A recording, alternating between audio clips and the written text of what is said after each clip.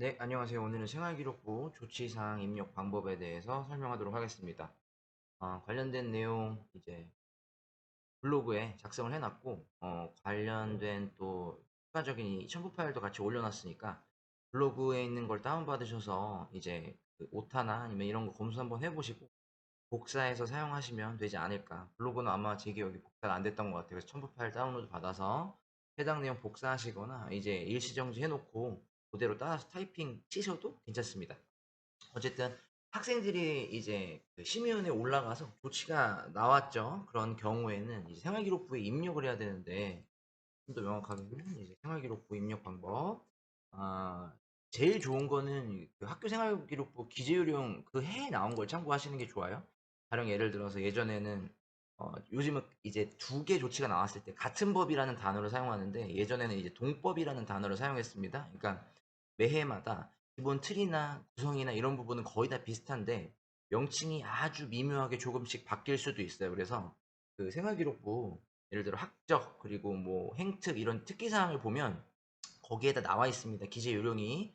그리고 더 중요한 거는 이제 약간 예외적인 케이스가 있다 하는 경우에는 교육지원청에 문의하셔서 관련된 내용 이제 충분히 서로 이야기해 본 다음에 입력하시는 게 제일 좋고요.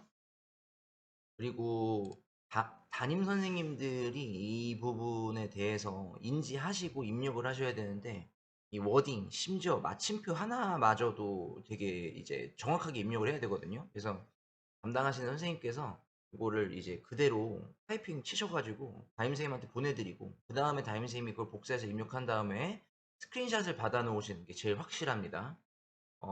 왜냐하면은 이제 옛날에 생활기록부를 입력을 뭐 내일 해야지 뭐 다음 달에 해도 되겠지 뭐 나중에 해도 되겠지 이렇게 차일피일 미뤘는데 소송을 거는 케이스가 이제 물론 뭐 한 6, 7년 전의 일이긴 하지만 소송을 거는 케이스가 생겼어요. 그러니까 이제 법원에서 이제 불복 신청이 들어간 상태에서 집행정지가 나왔는데 입력을 아직 안 했기 때문에 입력하는 것조차도 집행을 정지해야 된다라고 이제 약간 법망을 파고드는 케이스가 있어서 요즘은 조치가 나오면 즉각 입력해야 됩니다. 선생님이 받아보는 시각과 보호자가 등기로 받아보는 시각이 거의 비슷합니다. 그래서 담당 선생님이 받아보자마자 그날에 무조건 담임선생님한테 입력하게 연락을 드려야 되고요. 물론 이제 불복 절차를 밟아서 이제 집행정지까지 들어오는 경우가 보통 뭐 2, 3주 정도 진행이 되는 경우가 대다수긴 하지만 그래도 받아보자마자 당일날 입력하시는 게 원칙입니다.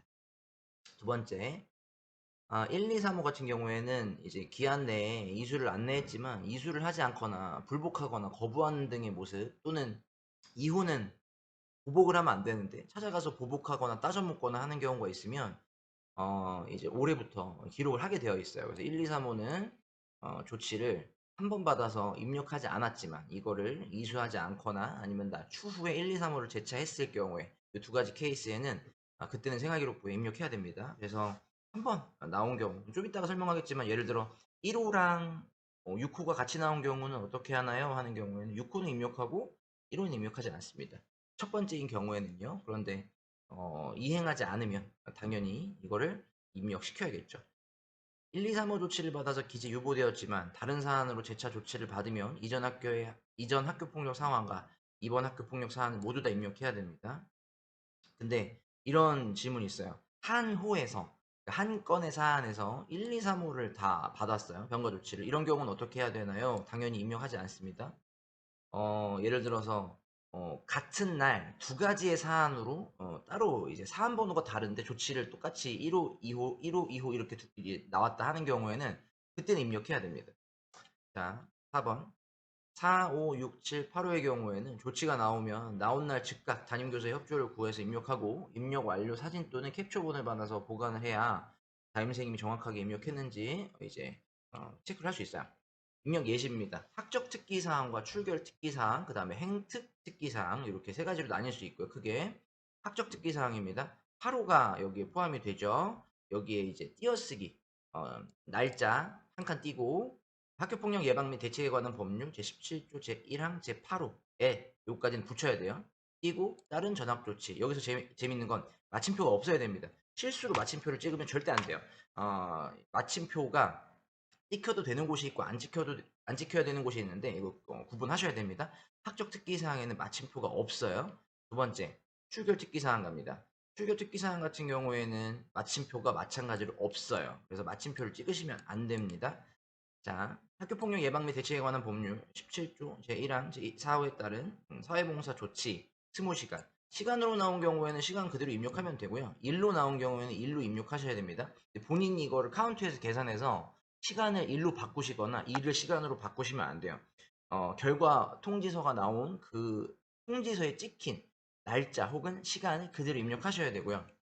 그리고 요즘 이제 교육청에서 내려올 때 결제 날짜 이제 확실하게 찍혀서 나옵니다. 그래서 그 날짜를 여기다 입력하셔야 되는데 마찬가지로 여기 2020.06.03. 그리고 여기 공도 무조건 입력하셔야 돼요. 여기 공 입력하셔야 됩니다. 3일이라고 그냥 6월 3일이라고 6.3. 이렇게 하시면 안 돼요. 마지막에 3 하고도 마침표 찍어야 되고요. 바로 닫은 다음에는 마침표가 없어요. 이거 확인하셔야 되고요. 5호 똑같습니다. 특별교육 조치, 특별교육 이수 조치 10일, 6호 출석 정지 조치 5일 이런 식으로 이제 날짜를 기입하셔야 됩니다. 출결 특기사항란에 적으셔야 돼요. 담임선생님한테 안내를 해주셔야 돼요. 학적에 적어야 되는지, 출결 특기사항에 적어야 되는지. 그러니까 학적은 8호, 4호, 5호, 6호 나온 경우에는 출결 특기사항에 입력해달라고 부탁하셔야 되고요. 1호, 2호, 3호, 7호 같은 경우에는 행특에 입력해야죠. 이것도 마찬가지입니다. 근데 여기 재밌는 건 마침표가 있어요. 행특만 유일하게 마침표가 있습니다. 그래서 날짜를 쓴 다음에 마침표를 찍으셔야 돼요. 이거 예시 자료에도 있습니다. 그래서 여기 지금 날짜까지도 예시 자료에 있는 거 똑같이 썼는데 한번 확인해 보시고 이것도 이제 마침표까지도 정확하게 찍으셔야 된다라는 거. 1, 2, 3, 7호 이렇게 한번 제 기억에는 오타 없이 쓰려고 노력했는데 혹시 오타 있는지 한번 확인하시고 작업하시거나 하시면 될 것 같아요. 띄어쓰기 같은 경우에도 정확하게 띄어쓰기도 하셔야 됩니다. 근데 여기는 제 몇 조, 제 몇 항, 여기 오타, 어머, 제 7호 이렇게 해서 어, 정확하게 입력하시는 게 좋습니다. 또 오타가 있을까요? 오타 있으면 안 되는데. 자, 병가조치 기재 요령입니다. 병가조치 2호, 5호가 동시에 나온 경우에 이제 처음 학폭인 경우에 2호는 입력하지 않습니다. 5호만 출결 특기사항에 기재하면 돼요. 1호, 7호 동시에 나온 경우 1호 똑같이 행특인데 1호는 입력하지 않고 7호만 기재합니다. 처음인 경우에는 그렇습니다. 5호, 6호 동시에 나온 경우 이제 5호가 6호가 둘 다 같은 곳에 써야 되잖아요. 근데 날짜가 달라도 그죠? 날짜가 같아도 이렇게 같이 쓸 수 있습니다. 학교폭력 예방 및 대책에 관한 법률, 그 다음에 모모 출석 정지 조치, 5일 같은 법, 무슨 조치 이렇게 해서 작성이 가능하다 이렇게 나와 있어요. 그래서 5, 6호 동시에 나온 경우에는 근데 이제 날짜가 다른 경우에 이렇게 같은 법이라고 써서 입력이 가능하다라고 예시 자료에 나와 있습니다. 1, 2, 3호가 동시에 나온 경우 1, 2, 3호 입력하지 않습니다. 기재 유보 대장에만 기록하죠. 왜냐하면 한 번만 나온 경우 근데 추후에 재차 나온 경우 예를 들어서 2호가 나오고 2호가 나오고 3개월 후에 3호가 또 나왔어요. 그러면 이렇게 적어줄 수 있습니다. 2호에 따른 조치가 있다. 콤마 찍고 그 다음에 또 추후에 이렇게. 요거는 이제 5호, 6호 동시에 나온 경우에는 올해 기재 예시에 있는데 요거는 예시 없는데 제가 한번 작성해봤어요. 근데 이제 요거는 2018년, 2019년도 그 기재 요령을 봤을 때는 그 당시에는 이렇게 입력하게끔 되어 있었습니다. 근데 올해부터는 만약에 1호, 2호, 3호 같은 경우에는 위에처럼 같은 법이라고 써야 되는지 아니면 이렇게 따로 입력해도 되는지 제 생각에는 이게 맞는 것 같아요. 근데 이제 요거 마지막 요거 하나 위에는 다 올해 거를 보고 했다. 그리고 이제 요거 마지막은 예전 거를 참고해서 작성한 거기 때문에 요거는 한 번 더 동법을 그러니까 같은 법을 써서 이렇게 이제 좀 줄여서 써야 되는지 아니면은 그냥 각 호에 따라서 각각을 입력해야 되는지는 교육청이랑 한 번 더 상의해 보시고 확실하게 확답을 받은 다음에 입력하시는 게 좋을 것 같습니다. 이렇게 해서 생활기록부 조치사항 입력 방법에 대해서 한번 설명해 봤고요.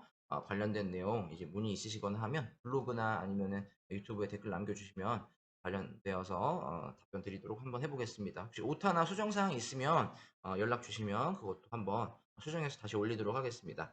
네, 오늘 여기까지 하겠습니다. 감사합니다.